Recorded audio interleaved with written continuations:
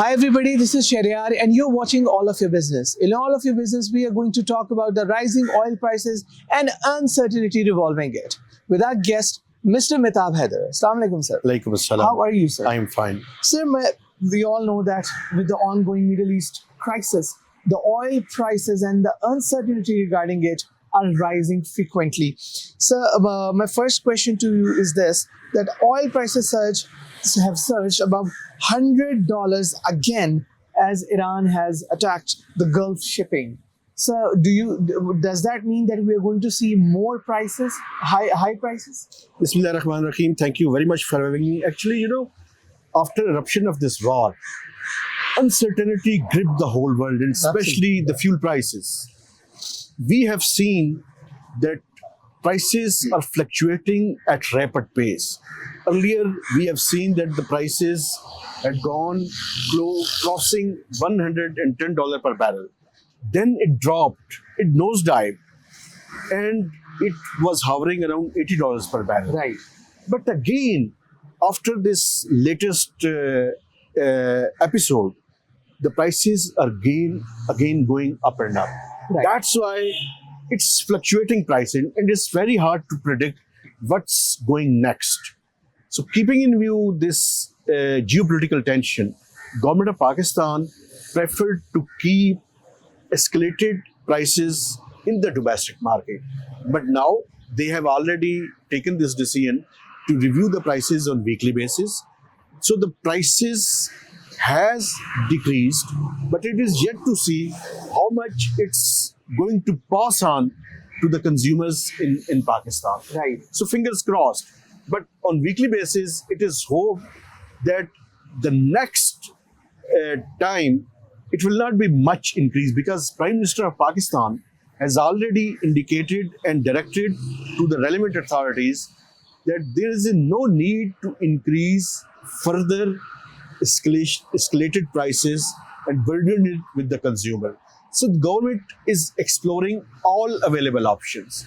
So let's see what's the decision government is going to take on this subject. So what do you think? What are the convenient options for government?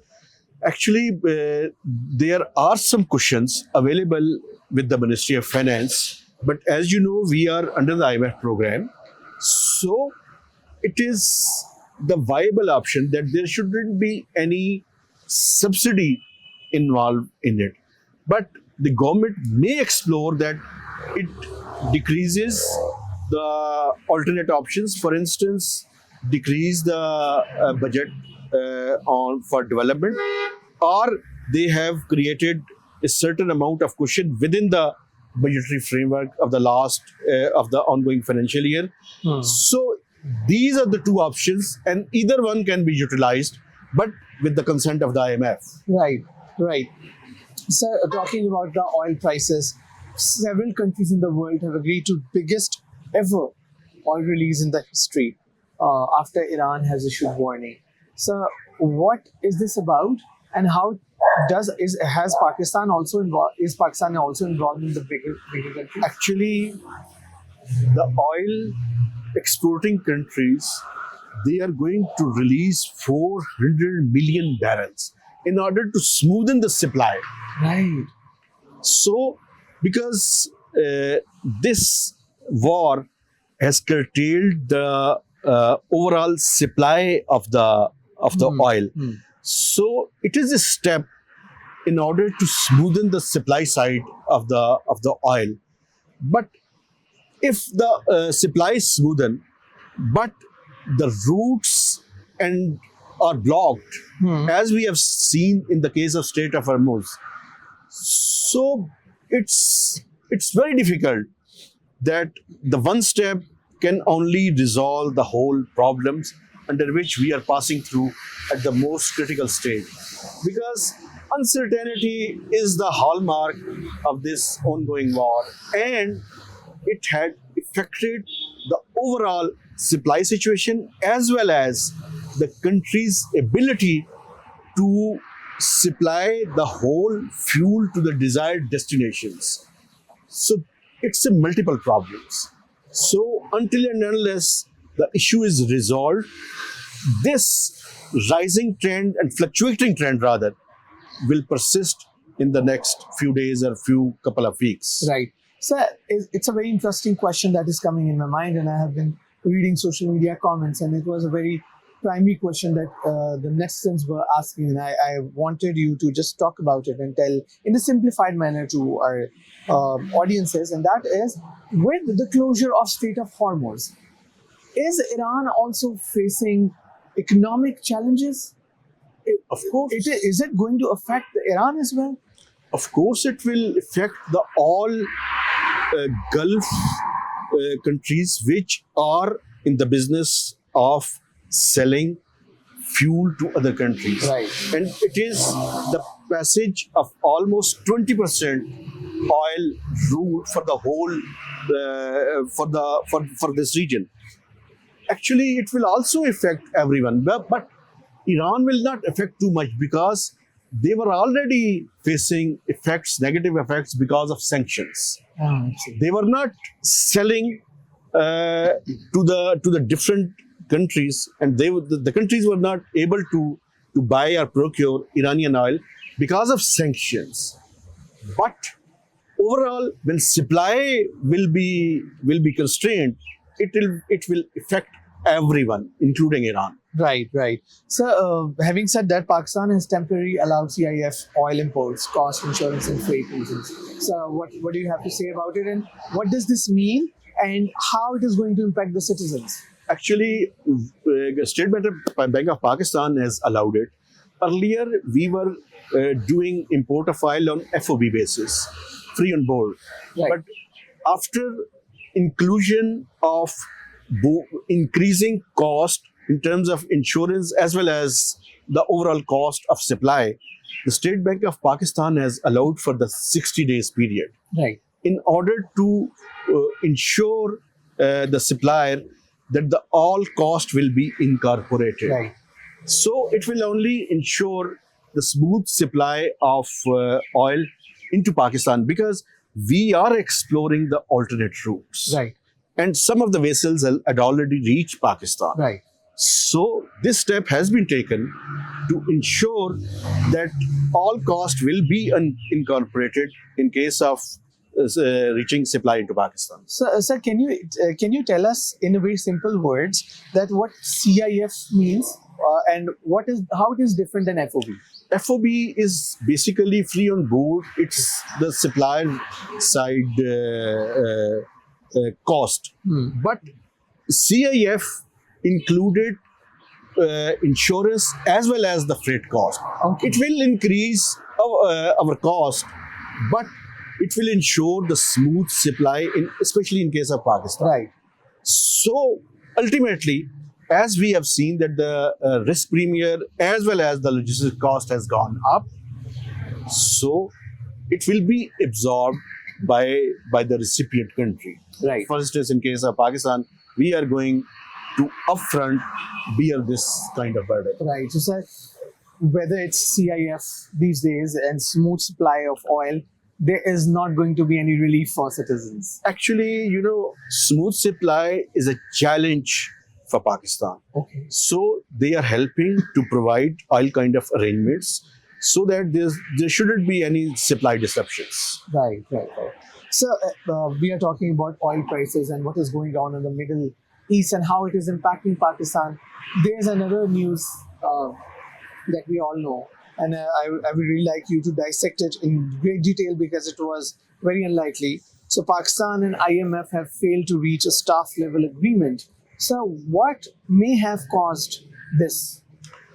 Actually, Pakistan and IMF were negotiating to accomplish the third review under extended funds facility for paving the way for the release of fourth tranche.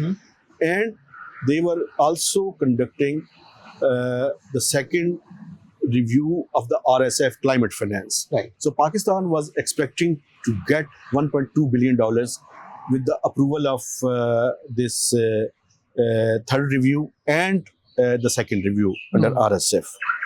But Pakistan and IMF are unable to strike a staff level agreement, mainly because of this geopolitical situation. Right. Because it would have certain impacts on different sectors of economy.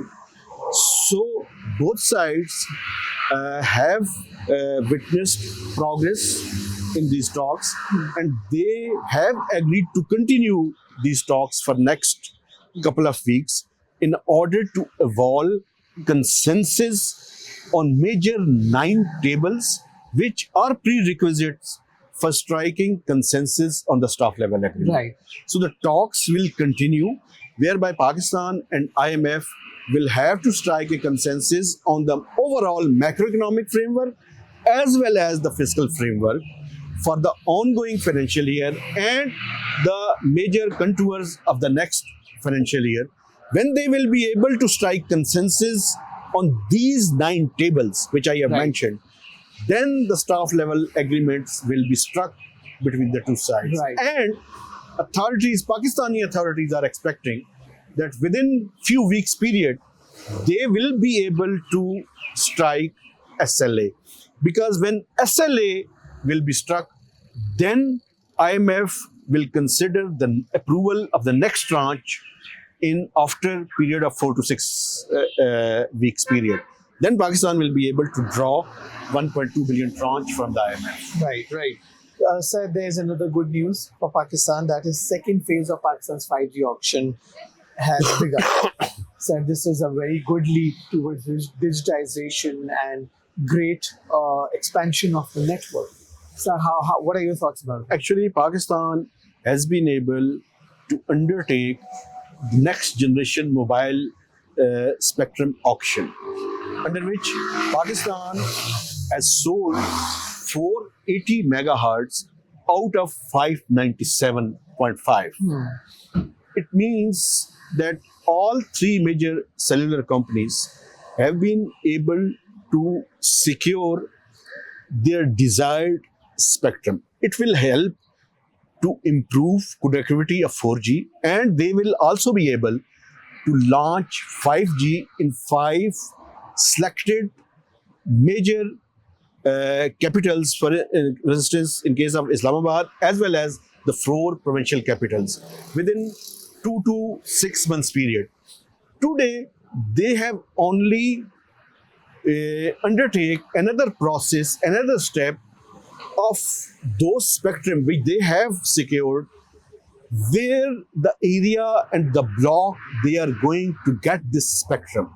It's also an auction, but the major auction has been done, and it is a technical allocation of those secured spectrum.